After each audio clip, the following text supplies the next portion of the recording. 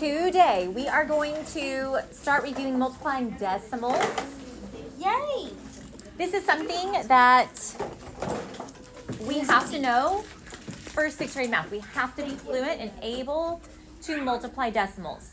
So we are going to review multiplying money first because that's the most common thing that we did last year with Saxon, is we had a lot of multiplying with money. Okay, everybody's got to have their journal open and something to write with because we're taking our notes right now. If I'm writing, you also should be writing. Okay. In this place value chart with our pictures, we have dollars, we have dimes, and we have pennies. So if you think about the value of each, my dollars are representing whole amounts. In this particular place, it is just the ones place. A dime, how many dimes does it take to make a dollar? 10. 10. So this is representing my tenths place. And how many pennies for a dollar? 100. So this is representing hundredths place. Okay. Hundredths place. All right, so we are going to break down this problem here and we're going to solve it. It is multi-step. You have to do several things before you can find the total cost. So let's read it together. If you are talking, I need you to stop and listen. If you have a question, please raise your hand. Okay. Mario bought 3 sausage and breakfast sandwiches for $2.99 each. Morris bought 4 cinnamon rolls for $3.99 each. How much did the boys spend for breakfast? So we're going to use our cubes method. I'm going to circle my numbers that I see, whether they are written in words or in standard form. I am going to underline my question. It says, how much did the boys spend for breakfast? I'm going to box in any keywords. Each.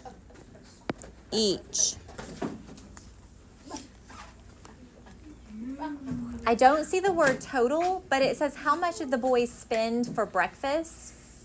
I've got to be able to read.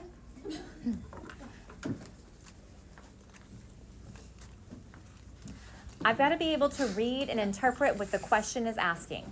How much did the boys spend for breakfast? Am I looking for a total? Am I looking for part of something?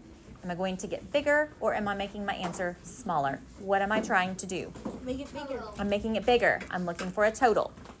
All right, so the question wants to know total breakfast cost. It's the total breakfast cost. Okay, the D on your paper says determine. So what can we determine from this problem? What do we know? What do we know? They bought There are 3 sausage and breakfast sandwiches. for $2.99. Okay, so I'm going to write that down. 3 sandwiches, $2.99 each. Okay. What else do I know? For Catherine. There are 4 cinnamon rolls for $3.99. Very good. $3.99 each. Okay. Now it says problem solve. So I'm going to start solving this problem. I know that the word each tells me I need to multiply because each means that one costs $2.99 and I have 3 sausage breakfast sandwiches. Okay. So I'm going to do $2.99 times 3. I also need to do $3.99 times 4 for my cinnamon rolls. So I'm going to go ahead and solve each of those.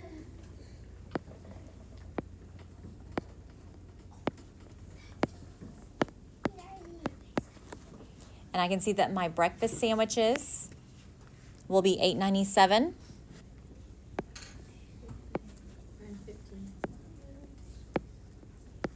And then the cinnamon rolls will cost me $15.96. Now the next part that I need to do is take my two amounts for my sandwiches and cinnamon rolls, and I need to add them together. So I have $15.96 plus $8.97.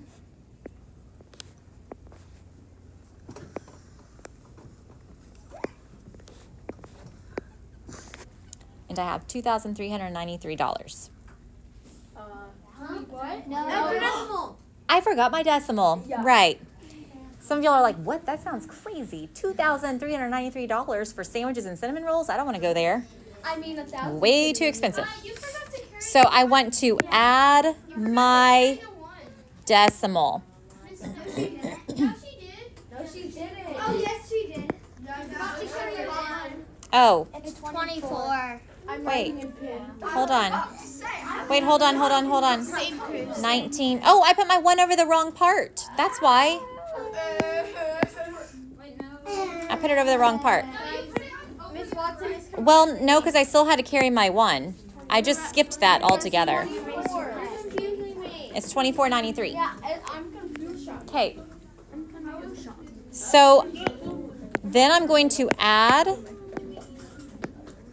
my decimal. I want to make sure that I add that decimal in, because if I don't, it's going to look like a super weird amount. Now your paper just says check. I deleted check with digital root because we're not doing that. Don't even worry about that. We just want to check it. So what is one way that I could check? I could check by, Catherine? You could take the numbers and you could take the answer and subtract the numbers and subtract them. Yeah, I could take the answer and subtract. What else could I do? You could divide it by 15.96 divided by the 4 or the 8.97. You can even break it down further and do some division. Break it down and see where I started. Another way that I would check my answer is I would check by estimation to check for reasonableness. So when I like to check my answers, a lot of times I like to check for reasonableness, which means I would round. I would say, okay, $2.99 is close to $3. So 3 times 3 is 9. $3.99 is close to $4. 4 times 4 is 16. So if I add that together, that's about $25. Does that make sense for my answer? Yeah, my answer is close to $25, so I know that it's reasonable. It's probably right. Okay, I want you and your table to go ahead and solve the next one. You have $32.99 times 8. You do not need to worry about checking with digital root, but I would like you to estimate. Use estimation to check your answer. Here is our work. So it says solve $32.99 times 8. When you multiply it, you end up with $263.92. Now, notice how I underlined my 2 decimal places here, and I moved 2 places back. In a second, when we start problem solving on the guided practice page, that is important to remember. We're going to do more practice with that in the next couple days as well. I checked by using estimation. I rounded $32.99 up to $33, multiplied it by 8. You could even do 30 times 8. That would be 240. You know that it's close to that. So your answer is probably right. Okay? All right, look at the guided practice.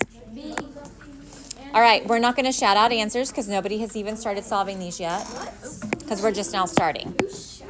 All right, to solve. Guys, all of the extra talking, it's just wasting our time. It's taking longer. Okay, to solve 4/10 times 100. Lavania multiplies whole numbers. I have no idea if I'm saying that right, so just bear with me. She writes 4 times 1 equals 4 point. Or 4 times 1 equals 4. I think that's a period. Which shows where Lavenia should place a decimal point in the product. So I have this number and this number. I have this. The question says which shows where she should place the decimal point in the product. So product is a key word. I know that I'm multiplying. If I have 0.4 and I have 0.01, I want to make sure I line up my digits, not my decimals.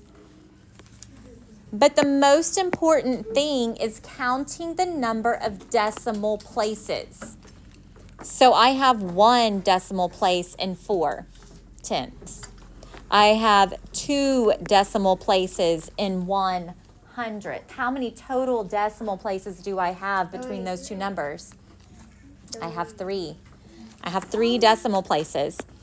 So notice how I have 1, 2, 3 here. If I were to actually multiply this out, I would have to move my decimal 1, 2, 3 places. So my answer is going to be C.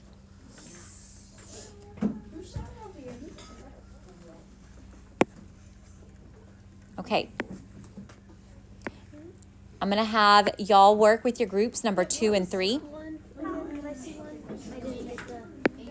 With your tables, go ahead and do 2 and 3, and then we will check it together. 1. Okay. Number 2, if you work it out, you have $9 times 3/10. We talked a lot last year, at least in the math class that I had, that the word of, when you're working with multiplication of decimals and fractions, means multiply. If you take half of 8, it's the same as doing 1/2 times 8, which is 4. So when you're multiplying a whole number by a decimal or a fraction that is less than 1, your answer is actually getting smaller.